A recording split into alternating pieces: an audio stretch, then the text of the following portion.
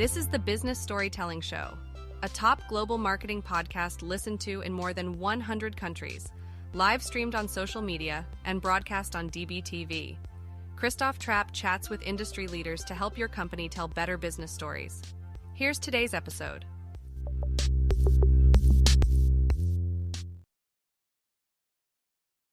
Hey, business storytellers, Christoph Trapp here, episode 643. Today we want to talk about how to work with fractional executives. And of course, just kind of how that the term describes already, fractional executive certainly is somebody that's not full-time at your company, but that's trying to help you move forward and be successful.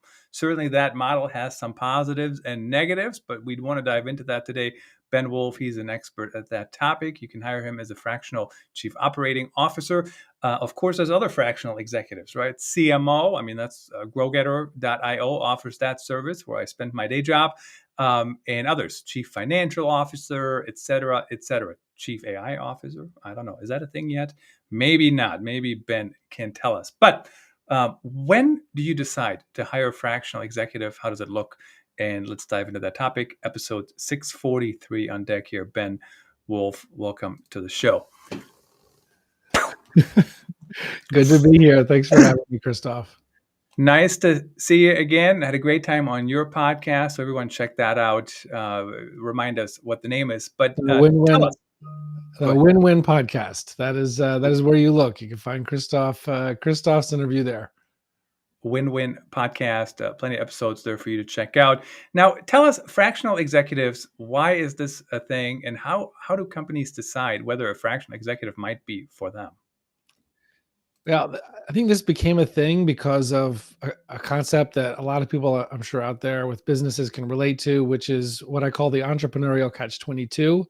That's when your business has gotten beyond the startup phase, beyond the early phase, to the point where you want to scale, and you've gotten to the point where you've scaled. You need not just workers, but also leaders and managers in the business, and you are in need of experienced leadership. You get to that point, you need someone who's actually done this before, involved in helping lead your business or part of your business, but you can't yet afford or don't yet need someone of that caliber full time. So that's where fractional comes in. That is a way of getting somebody of a much higher caliber than you would be able to afford or than you need full time, but without the cost of that person that might be $250,000, $300,000 per year on a full-time basis. So essentially that's when it's needed. Christoph, as you said, that could be as your COO, maybe running and leading the whole business and the whole leadership team. Maybe that's one of the functions within the business. As you said, CMO, CRO, CTO, CIO, CISO, CFO, any one of those seats and some others, as you said, could be a role where you can bring in a fractional executive who's experienced, but without the cost of full-time.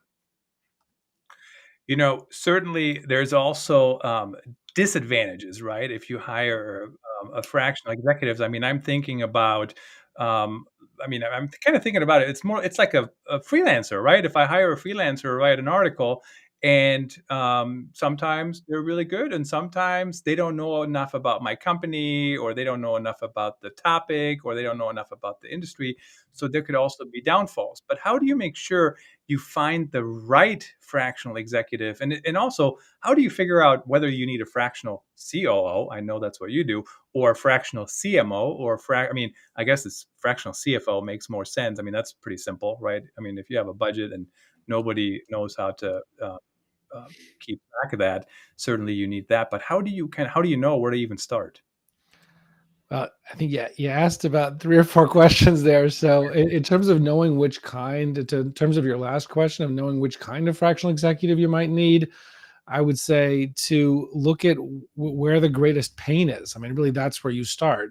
If the greatest pain is, specifically in the area of your sales team, and that's where the greatest area of the pain is, then maybe you look at a fractional VP of sales or fractional head of sales. If it's in the area of marketing, as you said, obviously, then you go to marketing.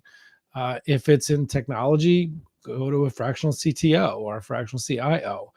And if it's really in the whole business, it's sort of, how do I manage this business, right? How do I manage the members of my leadership team? How do I up-level the members of my leadership team? How do I get the right people in the right seats in my company? then you would look at a fractional COO. And what our firm, Wolf's Edge Integrators, does is it's actually a whole group of us, all experienced executives who've owned or run businesses before, not just myself. But that's sort of, I think I would look at where your greatest pain is, and that's going to be likely where you look. And one other thing I would say relative to what you said about comparing it to a freelancer. So they're freelance in the sense that they're not an employee and they're not full time. But I would point out one huge distinction between freelancer, or a term that is more often used by comparison as consultants.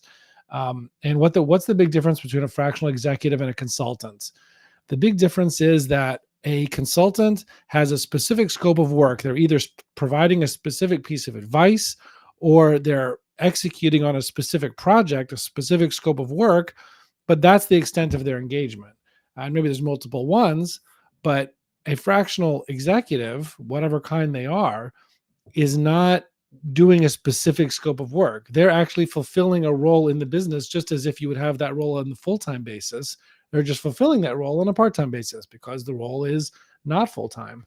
We could talk more about that, and and also what you said about not having a background in the business per se. We could talk about that if you want, also. But that's one thing I would say as a distinction between a fractional executive on one hand and a consultant or a freelancer on the other hand.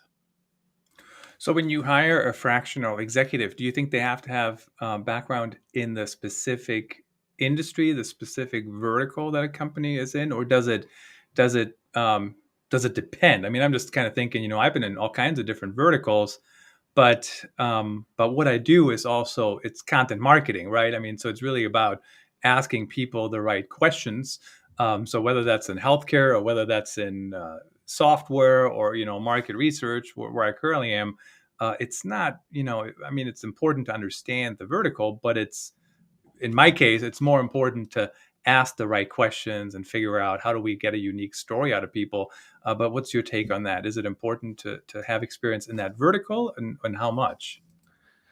Yeah, it's a great question. As you said, it does depend. Very often, I think for a lot of different kinds of fractional executives, more often than not, it is just as you said with your field, which is that the most important thing, let's say as a COO, right? What my firm does, for example, is the people that we're experts in in organizational change, in change management, in managing an organization towards a higher level of growth. And there's really similar principles apply to every business in terms of how you set goals, how you set measurables, how you manage people and teams and goals. And that is how you develop people. You get the right people in the right seats. You get the wrong people and people who are in the wrong seats out of the business, and or to a place where they are in the right seats. That's a set of skills, how to manage a business, how to take a vision and make it a reality. That is uh, that is something that is sort of independent of any specific vertical. But as I said a minute ago, and as you said, it does depend. I think there are some instances, or a lot of instances, where a fractional executive is going to need, even if not the exact business like yours, but something close or at least adjacent to where your business is, just to make the learning curve, excuse me, a little shorter. I give the example of, let's say let's say you're bringing in a CFO, a fractional CFO, and you're in a healthcare business with a big, private insurance or Medicaid or Medicare billing element. And so there's going to be certain things that they know if they've been in a business and they've built a business like that before as CFO. There's certain things they're going to know what to look for. They're going to know how to analyze certain things. They're not going to be completely starting from scratch when it comes to understanding how a healthcare billing organization works and how that should be looked at financially. There's just one example, but that is, there are definitely instances where industry background is important. And it is an element when we're matching a potential client with a member of our team. That is one of the elements that we look at, is industry background, or at least adjacent industry background. Yeah, I like the example too, because sometimes people, talk about, oh, it depends, and that's always an easy answer. But in the financial field, I mean, if you don't know how the medical billing works, I mean, certainly you can't help a medical organization or whatever, even a medical software company, maybe, if you don't have those basics down. So Very Right. interesting example. Let's talk about the fractional in fractional executive for a moment. I mean, certainly there's a lower cost because you only get a fraction of their time. But do you recommend that fractional executives bill by time, like some lawyers? Every 6 minutes it's $37, or by deliverable? And I can see advantages on both sides, right? If you have a client who is just can never get stuff done or just drags on and on and on and on and on, like you're way better off billing by time. But on the other hand, it also drives me crazy billing by time because I have to now keep track of my time. So in that case, I like billing by deliverable, so to speak. But what's your take on how to bill and set that relationship up? Yeah, it's a very interesting question, and I don't, is the reason I don't like hourly billing most of the time is it's not just because I don't like keeping track of my time. And actually, I used to be an attorney, right? I was actually a corporate bankruptcy attorney at a big firm in New York City for about 5 years before I went into the entrepreneurial world. So I do have a background in that kind of thing. So it's interesting that you give that lawyer example, but it's not, so time billing doesn't bother me that much in terms of the act of doing it. What I really don't like about hourly billing is that it it just turns every question that somebody wants to ask you, anything that needs to get done, into a like, oh gosh, should I really pick up the phone? I'm going to get another bill, type of question. And I don't want people, if you're dealing with an employee, right? If I'm your COO of your company full time, you don't have to think about, hey, do I ask the COO a question? Do I not ask the COO a question? Or do we meet with him another time? Do I not meet with him another time? We can make those decisions based on what's best for the business, not on like, oh, it's going to rack up another $37 of billing. For another tenth of an hour. So that's a partly why I don't like it. I do like deliverables. The way we structure it at Wolf's Edge Integrators is we have a monthly retainer. We just make it very clear. We're doing these things, right? These are the services we're providing. These are the destination, like these are the goals that we're going to help you achieve. And these are the services we're going to provide to help you achieve those goals. This is an approximation, give or take some time, about how much time per week that's going to take. And then we rock and roll with that monthly retainer.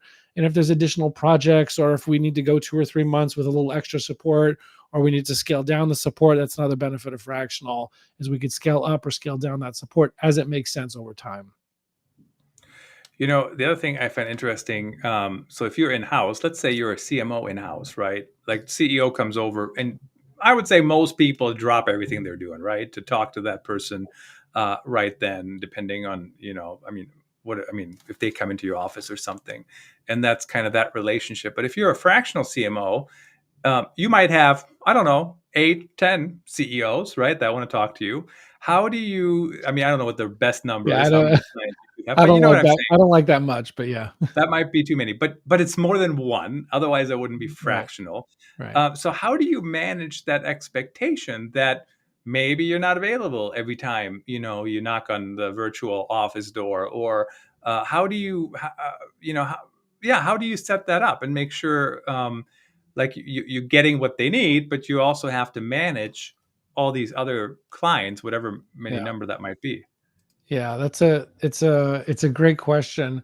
What I would say is that any of our COOs have a weekly same page meeting with our CEO, with our sometimes called visionary, right? We have a weekly meeting with them set up. We put that in a software, right, where that meeting lives. And so one thing is, for things that are truly time sensitive, we make ourselves available, right? I make myself available. My team makes themselves available to their CEOs to deal with stuff or to give advice on stuff that's truly time sensitive. But 80% of things that come up are not truly time sensitive. They're just things that should be talked about, or questions that need to be answered, or advice that needs to be given, or whatnot. And so I think the way to do this, and this isn't truly unique to fractional either, is that we just add issues to an issues list, sort of to an agenda.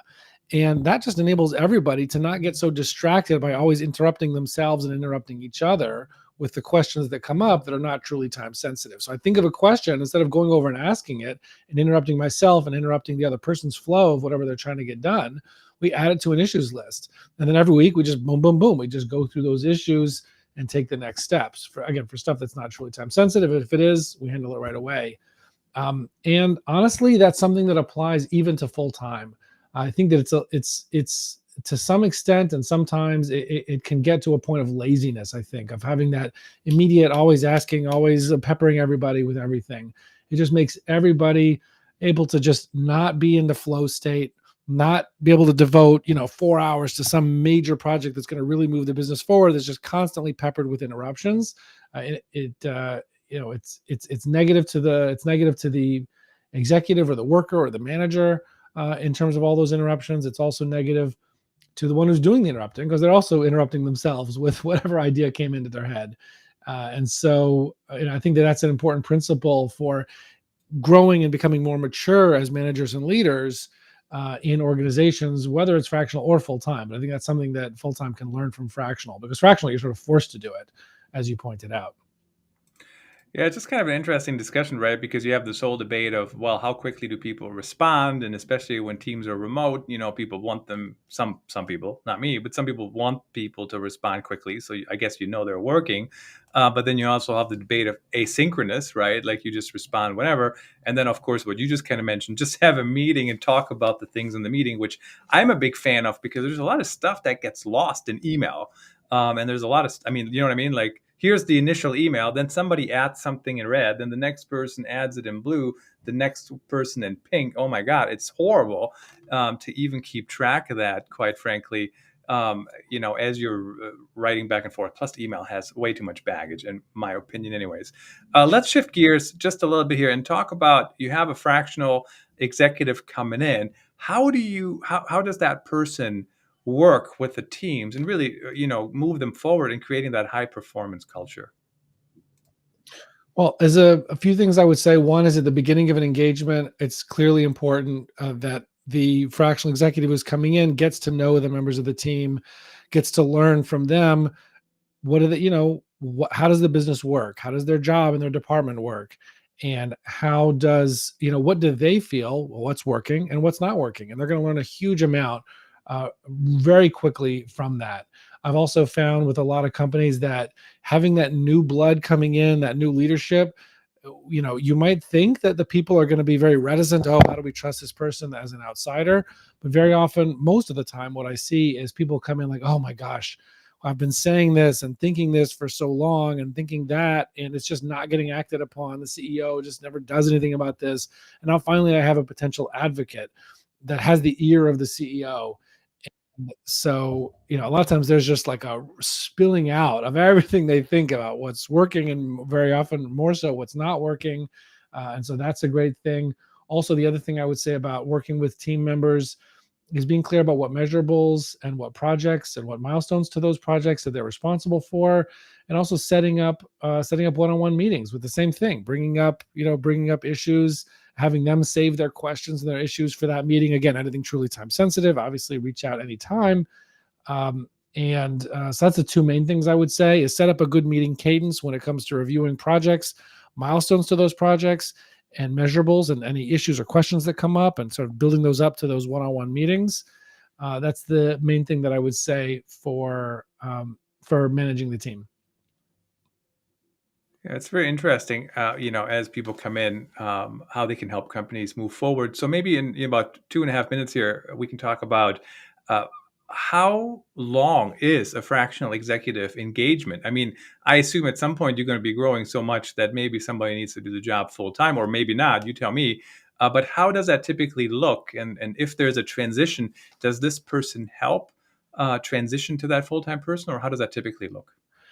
Well, first of all, I'll give the cop-out answer you mentioned before, which is it depends. I know some, particularly fractional CFO firms in general, that really focus on engagements that are very long-term. All right, I mean, CFO at a high level is something you can get that high-level person, and you may go very, very long time without needing that role to be full-time.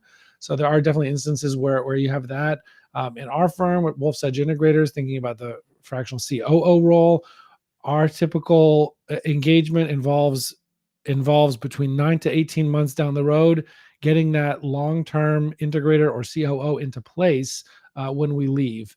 And I definitely think that it is extremely appropriate for that fractional to not just work themselves out of the job and not just pass the baton effectively to whoever takes on that role on a full-time, long-term basis, but also to yes, help find that person, help bring that person in, because who knows better what a long-term CMO great person looks like than a CMO? Who knows better what a long-term COO looks like than that COO? And so I think that they definitely should have a role in finding, identifying, and bringing in that long-term person, and also transitioning over to them as well. I think, I mean, for us at least, that's a key part of all of our engagements. We're not looking to be there for the next 5-10 years, typically looking at 9 to 18 months.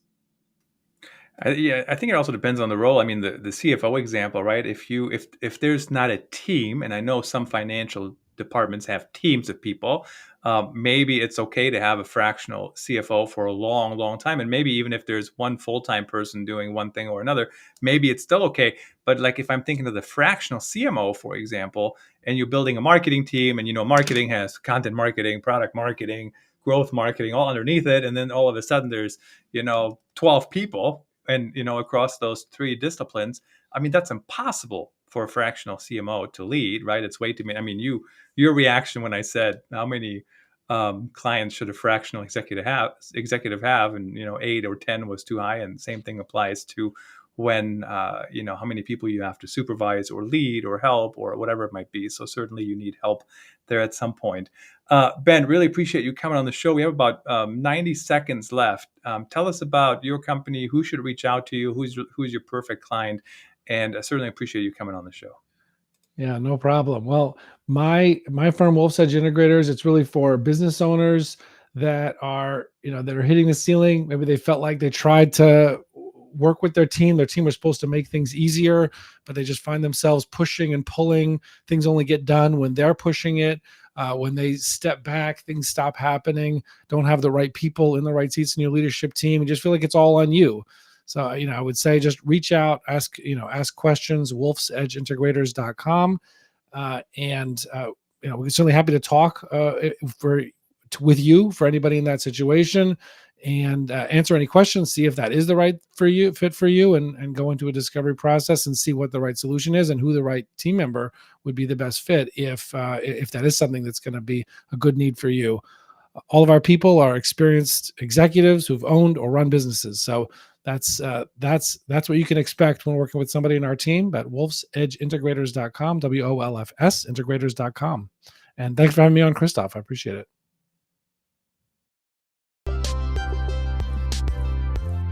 Thanks for tuning in. Please rate and review the Business Storytelling Show on your favorite podcast platform, and subscribe so you don't miss the next episode.